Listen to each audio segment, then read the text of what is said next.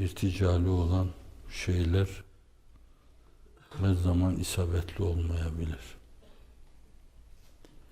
Bizim gibi sıradan insanlar değil de belli konumu olan insanlar, konumlarının gereği, alanlarının gereği, gözlerine bakan insanların hatırına konuşacakları şeyleri 10 defa düşündükten sonra konuşmalılar.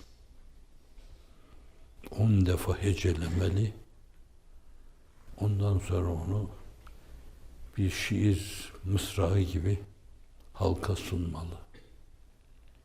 Arızasız, kusursuz. Her kelimenin nasıl algılanacağını, ne türlü tepkilere sebebiyet vereceği, hesaba katılmadan söylenen sözler bazen sinelerde mızrak gibi yara yapar. Ve bu yaralarda çok defa tedavi edilmez. Cirahatü sinanil heltiyam ve la yeltamu ma cerhel lisan. Şair demiş. Mızrak yaraları tedavi olur ama dil yaraları tedavi olmaz. İhtilaflara, iftiraklara, hercümeşlere sebebiyet verir.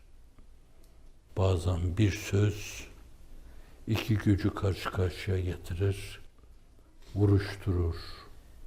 Bazen bir cümle bir milleti batırır.